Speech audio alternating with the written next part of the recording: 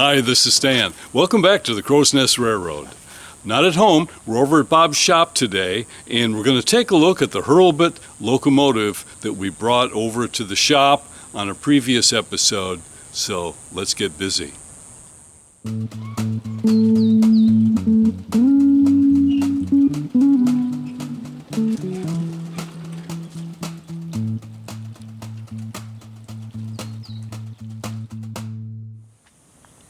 Well, Bob, thanks for having us back over. I've been doing some research on these Hurlbut locomotives. This arrow seems to be a signature feature on a lot of his locomotives that he built. And Hurlbut it's transitioned to Western Trains now, who do both contemporary production of this and repair of this model locomotive, but also carousels and other amusement park rides as part of Western Trains' portfolio. So we can get parts for this. If I break something terribly bad, they're still manufacturing the pieces parts to keep this locomotive alive and twitching. I'll put a link down in the description.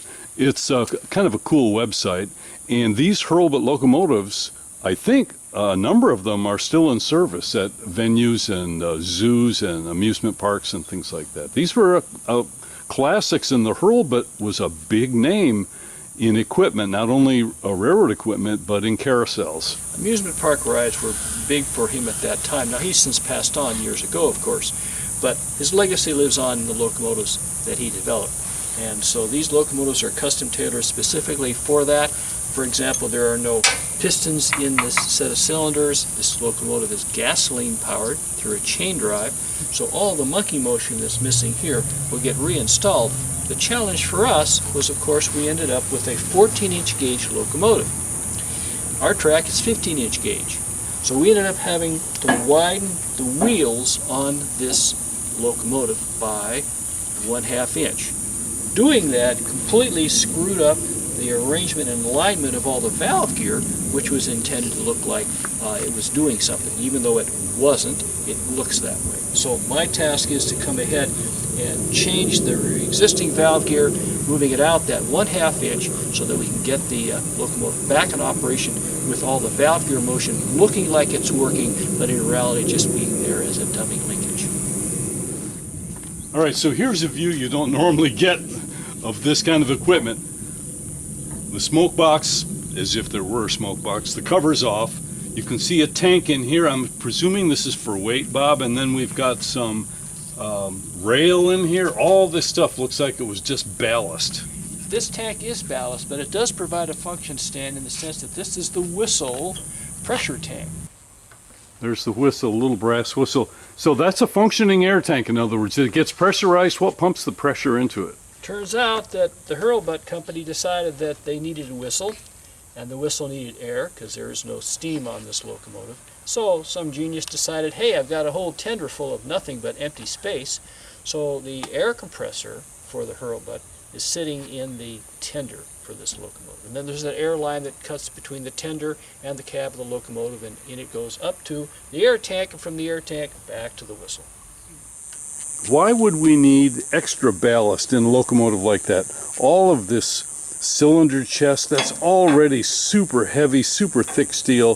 Why have to add rail inside of the tank like that? It turns out, Stan, that the locomotive weight distribution is a factor. In the real prototype locomotives was the same problem. So it depends on how heavy the locomotive is and how much tractive effort it can generate.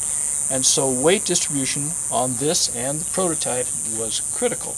In this instance, we were the beneficiaries of this huge air tank, steel tank, that they positioned in here, welded in place, and are using as the air compressor's storage tank. But it's centered kind of over the drivers to give us a little more weight, as well as partially forward to put a little weight on the front truck. This locomotive has a 2-axle truck that comes with it. It's not obviously installed at the moment. I didn't need that for doing the valve gear modifications. But that truck needs to press down on the front of the rails as it's going around curves, and it guides the locomotive. So it has to have 100 pounds or so of pressure on that truck as it's guiding through the curves. So by shifting all this weight slightly forward, then they're able to put a little pressure on that front guiding truck.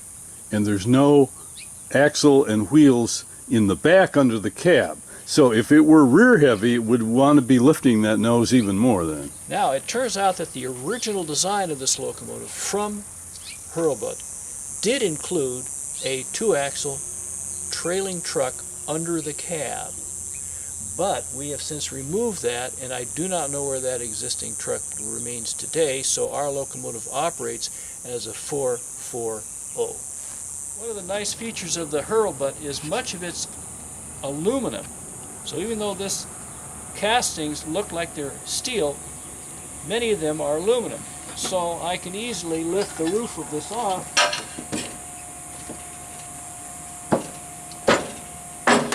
and put it down there and clear the rest of this away, which leaves us with the brake. Now this locomotive, being gas powered and centrifugal clutch equipped, requires the engine to accelerate to engage the centrifugal clutch. A pony brake is designed to slow the outboard diameter of that clutch, which is connected to the V-belt, which is connected to the drive. So by slowing the outside of that centrifugal drum, we're able to put the brakes in effect, slow the locomotive down. So that's what this whole ensemble is. Let me zoom in and get a close-up of that while we're talking about it here. All right. So this is the centrifugal clutch itself. Here's what we call the pony brake, where this brake is just a strap around the outside of that clutch disc. And when you pull back on this handle, it begins to squeeze a band around that disc, slowing the disc down. I don't remember this up at the club. You must have added this. No, this was there, but it had one notch.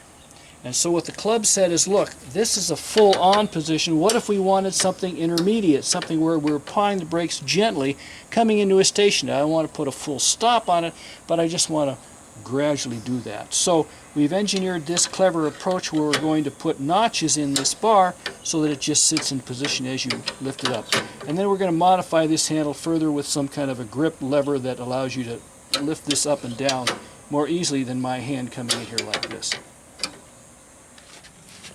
So then, Bob, after the clutch, it goes into the tranny here. That does not look like a typical hydrostatic transmission. No. That's automotive type transmission. It's an old automotive transmission, goodness knows. We're here in neutral now, and you pretend that this is the front of the car, and then you go into those gear shifts as you want to change it. Now, obviously the locomotive has to be stopped to do that, as there's no true clutch. You have to stop or slow the engine down so the centrifugal clutch disengages. Then you come over here and change the gears manually, put them in the right gear, and then accelerate the engine, and that engages the centrifugal clutch, and release the brake, and off you go in the new gear.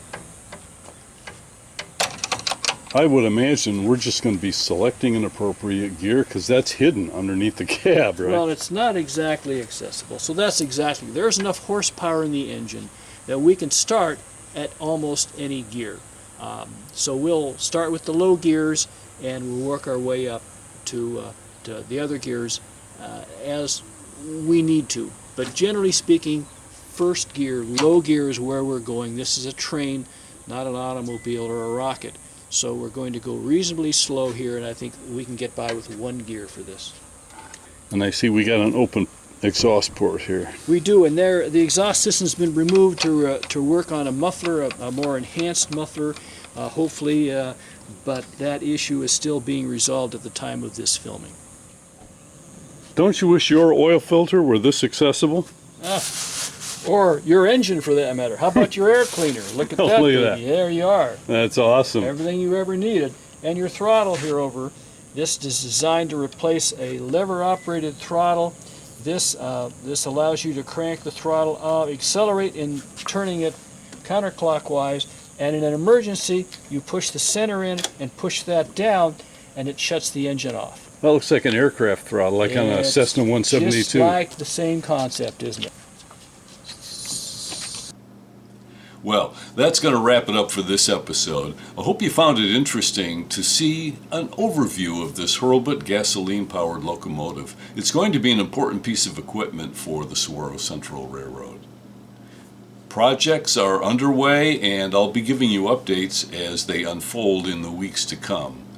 As always, this is Stan from the Crow's Nest Railroad saying thanks so much for watching, and I'll see you right here next time. Thank you.